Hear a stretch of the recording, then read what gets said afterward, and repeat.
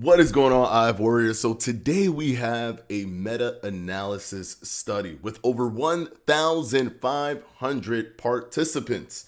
But I guarantee you, I promise you that no other fitness person, especially those that want to push, don't do anything but just count calories, which counting calories is super important, but that's not the point that I'm trying to make. They're not going to talk about this study. They're just not 100% not going to talk about this study because it goes against everything that they're trying to tell you.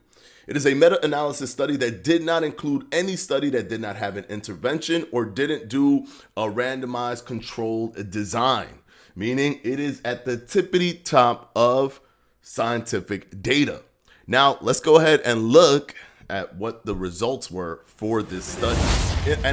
Now, it's an intermittent energy restriction, which is simply intermittent fasting, but they're constantly wording it differently, versus continuous energy restriction on cardiometabolic risk factors in patients with metabolic syndrome, a meta-analysis and systematic review, right? So they're taking all of these different studies that are randomized, that are controlled, that have interventions, and they're synthesizing that data to come up with a large overarching number for all of these different studies. Nothing is more powerful than a meta-analysis, especially if they use randomized control trials.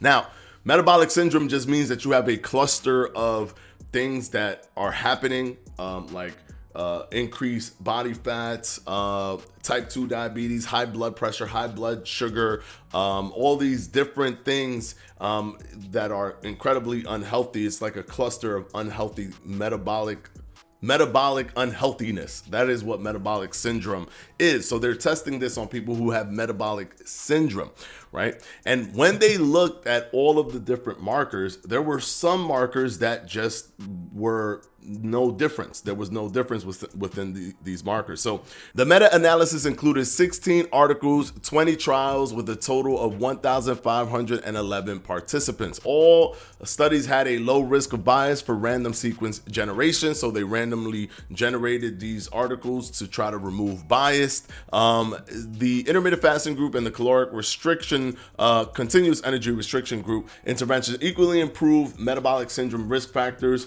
for waist circumference, TG, which is triglycerides, FPG, BP, which is blood pressure. What else did they do here? Let's see. Okay, so let's go here. So there were a lot of different things that were very similar, right? They were equal in their improvements, but there were other things that were not equal, right? There were significantly different things from looking at stuff like HDL cholesterol, right? That was significantly improved in the intermittent fasting group when compared to the caloric restriction group or continuous energy restriction group. For second outcome, so they're looking at, there were a primary outcome, which was all of these, the blood pressure, the waist circumference, the triglycerides. These were the primary things that they were looking at, but they had secondary outcomes and they had other outcomes. So they had three categories broken down. If for secondary outcomes, body weight, body fat, and fat-free mass were also significantly improved in the intermittent fasting group and not for other outcomes. So for other outcomes, which is the third category, there was no difference there. But body weight, body fat, and fat-free mass were significantly improved in the intermittent fasting group. Conclusion: both intermittent fasting and continuous energy restriction could improve MET-S biomarkers, metabolic syndrome, but intermittent fasting was more effective than continuous energy restriction in the improvement of HDL-C only.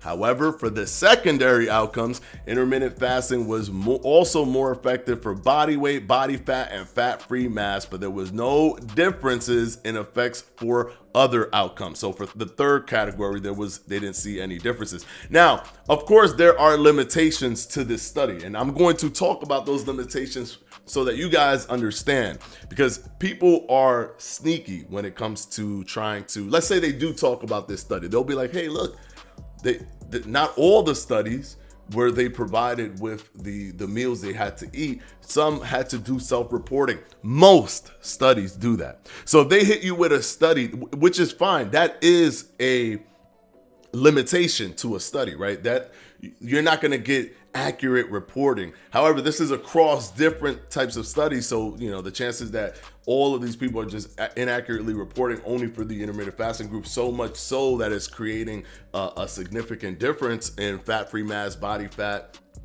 HDLC, those kinds of fat-free mass, BMI or whatever. Just them only making the mistake, but not the continuous energy restriction group making the mistakes, it is much lower when it's a meta-analysis, right? But even though that's a limitation, they will grab another study that says intermittent fasting and caloric restriction, no difference. And they won't talk about their limitation, even though they probably have self-reporting too, because self-reporting is literally the most popular way to do these types of diet studies, to do these weight loss studies, or to do these eating pattern studies. It's normally self-reported, but there are around three different studies in here where the participants are given the meals by the researchers, and still we see these positive numbers. So yes, there are going to be limitations, but it's the same limitations that are in any other study that you see. Even if a study is in favor of what these other fitness gurus want to talk about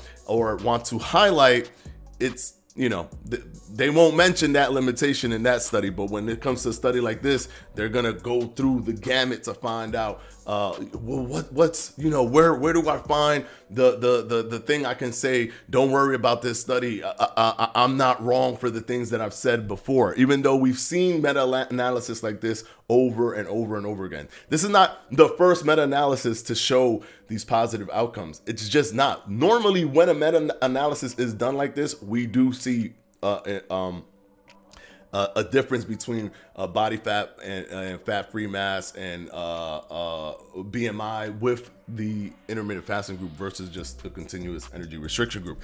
Another thing that I do want to mention from this study, if you read the whole study, I'll put the link down in the description box so you guys can read it yourself. But there's another thing here, is that these benefits are seen, which I know that this is going to be something that they talk about, but let's look at this in context. These benefits are seen in 4 weeks up to 12 weeks, but above 12 weeks, they don't see a difference in any of these factors, right? In any of those different factors, body fat. And there's going to be people that are like, see, it doesn't work long term.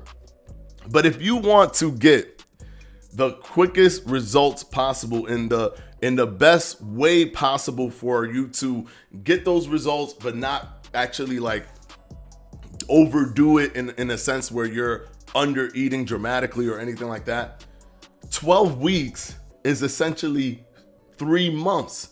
So you're getting a 3-month head start on anyone else. Plus, who knows what kind of like baseline or collapse kind of situation happens. We need to look at longer term studies than just past 12 weeks, right? We need to look at a year, 2 years, things like that. But 12 weeks of continuously having better results in terms of weight loss and fat loss, that's a lot of time to me.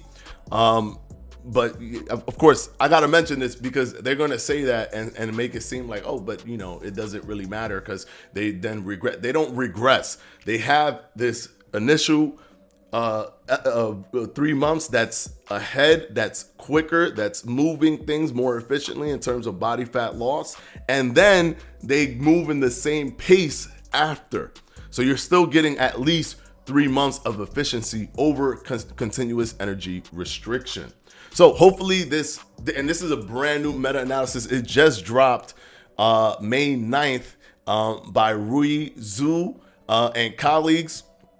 May 9th in the Nutrition and Metabolism, and right here I'm looking at it in Frontiers in Nutrition journal. So this is peer-reviewed, guys. This is meta-analysis of over 16 different studies with over 1,500 participants, and we're still seeing that intermittent fasting does better when it comes to fat loss. Now, even after those 12 weeks, I'm sure that although maybe not numerically significant, that there's still an additional fat loss element to the intermittent fasting group, as seen in other studies, other individual studies that maybe doesn't show a difference, but when you actually look at the numbers, there's more body fat loss in the intermittent fasting group, sometimes by 5-6 pounds. Maybe that's not statistically significant, but that can create a visual significant difference for you. Maybe it's not, metabolically significant, which is true, right? Like just 5 pounds or 3 pounds or 6 pounds, maybe it might not be metabolically different, but it definitely is, can definitely be visually significant. So hopefully this video was helpful for you. As always, I'm going to continuously look at all these studies. I'm always looking at the latest studies that come out. Notice that this channel is probably the first and only channel to talk about this study. And I guarantee you, I promise you that other fitness channels, go ahead and link this video to those other fitness channels, right? The ones that the naysayers of intermittent fasting, right? They're not going to talk about this study because it's too difficult for them to kind of wiggle their way into this and try to dismiss it. It's very difficult. Even if you compare this to just an individual study, this is a meta-analysis, so the weight of this is much more weighted than just a single study, right? If they look at the limitations are no different than what you would see in the studies that they like to highlight when it comes to no significant difference. If you look at the types of studies that they use, randomized, intervention studies, controlled, it's at the top of the scientific data pyramid. Excuse me.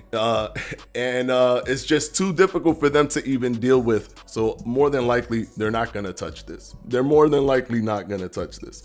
All right. Anyways, until the next one. Now, keep in mind, this is with people that have metabolic syndrome. So this is not just the average person, right? This is people with metabolic syndrome. But metabolic syndrome simply means that they have a cascade of problems in terms of metabolic health, right? Blood pressure, high blood sugar, body fat increase. So there are people that have metabolic syndrome. So this is something that can help you, but it also shows that even with the cascade of these metabolic issues, intermittent fasting is still a powerful tool that can help you and appears through this meta-analysis, can be something that is efficient at doing these things. It's the same in the other elements, in like the blood pressure elements and blood sugar elements and the triglycerides, but it has its efficiency in fat, in burning body fat and BMI, things of that nature. So that and body weight.